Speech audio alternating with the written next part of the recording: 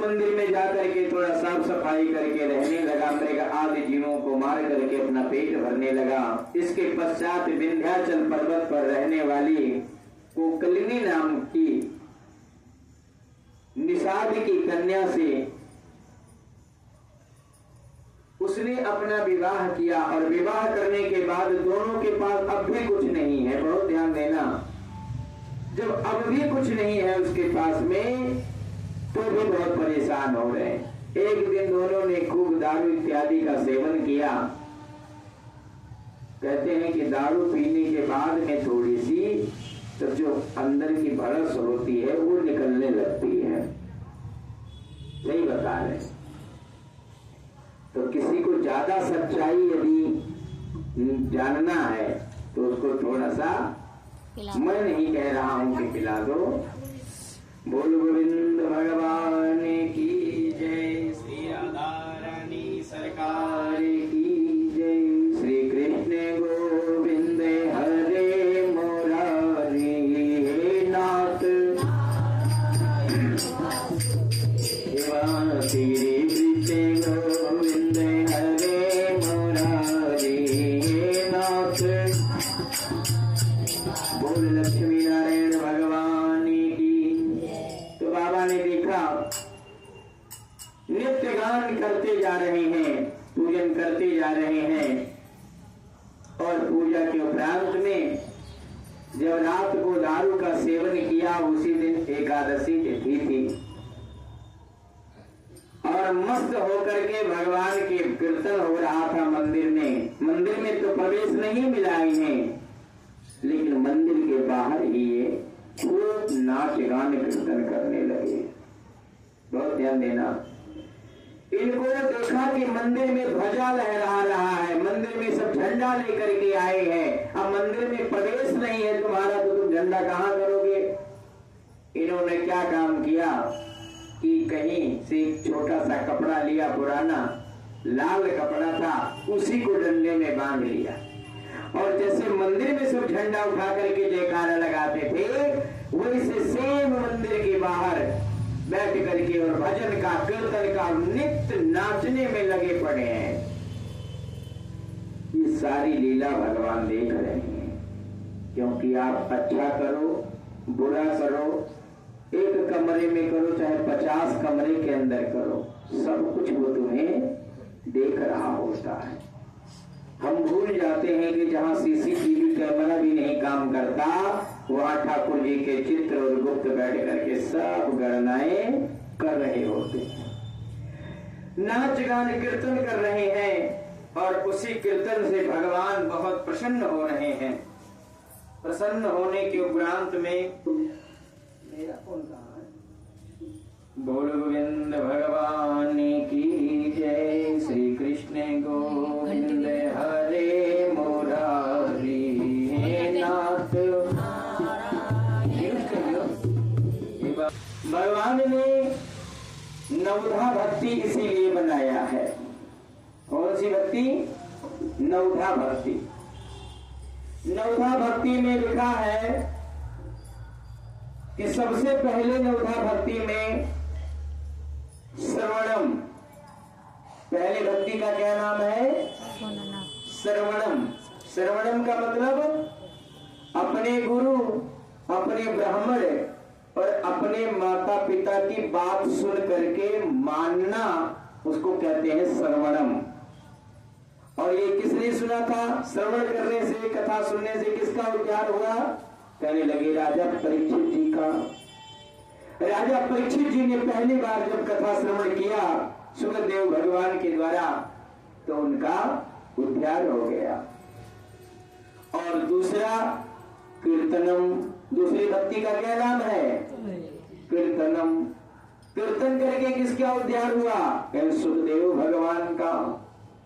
इसलिए कीर्तन करना भी 9 भक्तियों में एक भक्ति माना गया है। तीसरी भक्ति का क्या नाम है? स्मरणम।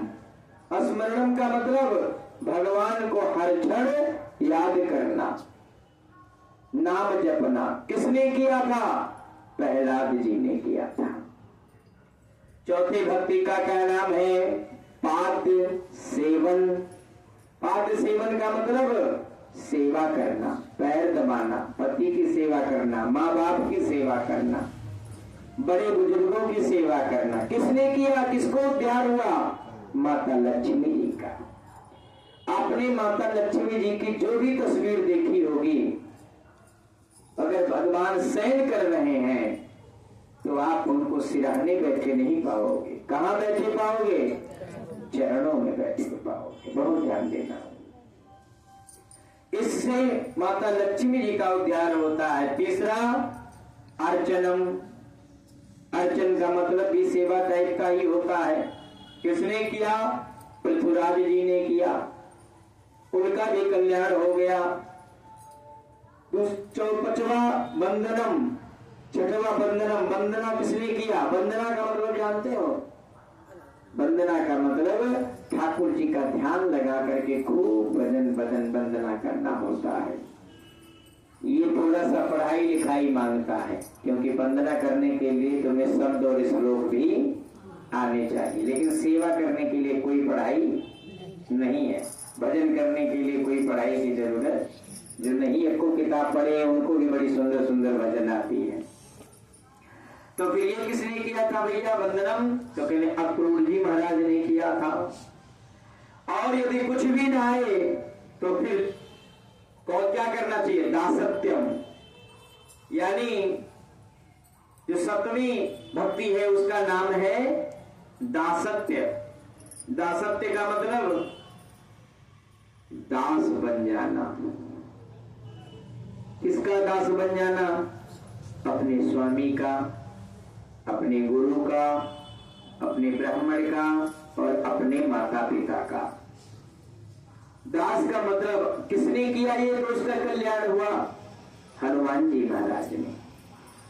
आज तक कोई नहीं कह सकता है कि हनुमान जी महाराज ने अपने आप को भगवान कहा हो, कहीं नहीं कहा। जब भी कोई पूछे तो फिर यही कहते थे कि मैं तो प्रभु श्री राम जी का दास हूं। जबकि हनुमान जी से ज्यादा शक्तिशाली, बलशाली, बुद्धिमान, गुणवान कोई नहीं है कोई? लेकिन हनुमान जी ने अपने आप को कैसे तारा कि मैं तो तेरा दास प्रभु, मुझको बुलाया कैसे? हनुमान जी दासत्व बन करके तैयार और कल्याण हो गया।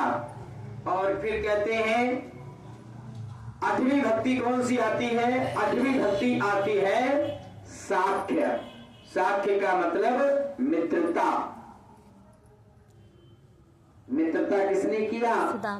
और वो मित्रता जो विश्वास वाली मित्रता हो, क्योंकि गुरु मित्र के साथ जो छल कपट करता है उसका कल्याण कभी, या तो फिर आप उसे गुरु मित्र मानो ही मत, और यदि मानो तो फिर छल कपट उसके साथ न करो।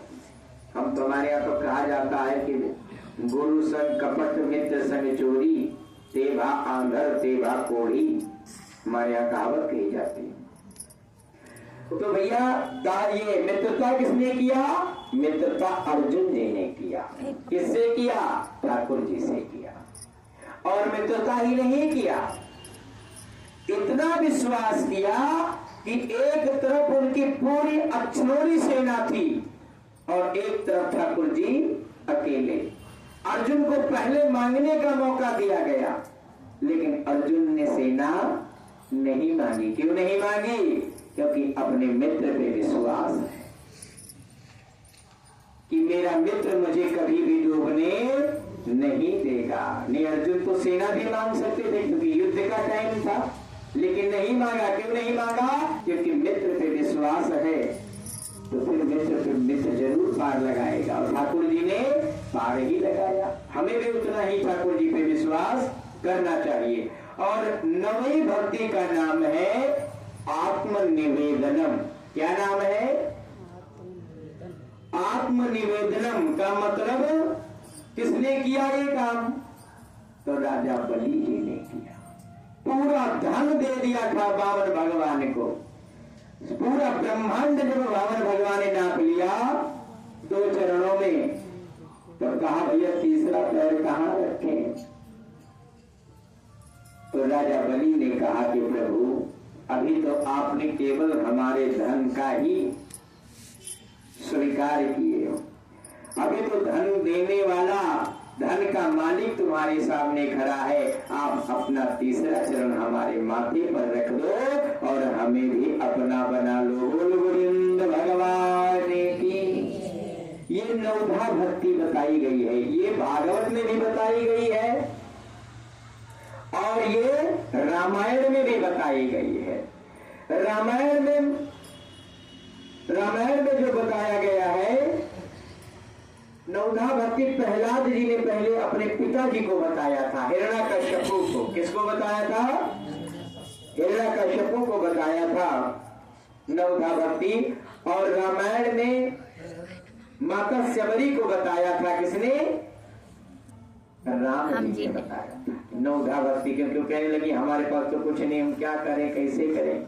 तब भगवान ने 9 ऑप्शन दिया कि जाओ आप नवधा भक्ति में से कोई एक भक्ति भी पकड़ लोगे तो भी आपका कल्याण हो जाएगा। लेकिन कोई भी भक्ति करो, चाहे नाम जप करो, चाहे नाचो, चाहे कीर्तन करो, चाहे भजन करो, चाहे सेवा करो, चाहे दान करो, चाहे पूजा करो, चाहे अपने आप का समर्पण करो, लेकिन जो भी करो वो सब ईमानदारी से करो। पूजा में भी बेईमानी ना करो, क्योंकि पूजा में भी अगर मन में दोष और बेईमानी रख करके कर रहे हो तो आप केवल टाइम पास कर रहे हो, उस पूजा का कोई फल मिलने वाला नहीं है। और उतना फल मिल जाएगा जितना जीवन चल जाए, है ना? कहते वही ना मरने देंगे ना जीने देंगे, इतना ही खाना देंगे, तो इससे क्या फायदा? इसलिए कम से कम भक्ति को ईमानदारी से करो। यही, और कितनी ईमानदारी से आप भक्ति कर रहे हो ये आपके सिवाय और कोई नहीं जान सकता। बोलो गोविंद भगवान की। इधर दोनों जंगल में नाच गाने करते करते द्वादशी तिथि निकल गई और द्वादशी तिथि निकली, मस्त मावले होकर के नाचते हुए सुबह गिरते हैं राम और गोविंदाय नमो नमः हो जाते हैं। बोलो गोविंद भगवान की। भगवान के पार्षद जब लेने आए, कहने लगे भैया अब कैसे ले चले? ये तो यार बहुत दुष्ट थे। पहले यमराज के पार्षद आए, बड़े दुष्ट हैं, इसे बांध के ले चलो, नरकों में डालना है। इतने में धर्मराज के दूत आ गए, कहाँ ले जा रहे हो? आपको नहीं पता कि ये कैसे खत्म हुए हैं? ये हमारे प्रभु का नाम लेते लेते खत्म हुए हैं, ये हमारे प्रभु के भजन पे नाचते नाचते खत्म हुए हैं, ये तो उनके भक्ति में मग्न होकर के खत्म हुए। भला इन्हें नरक में कहाँ ले जा रहे हो आप?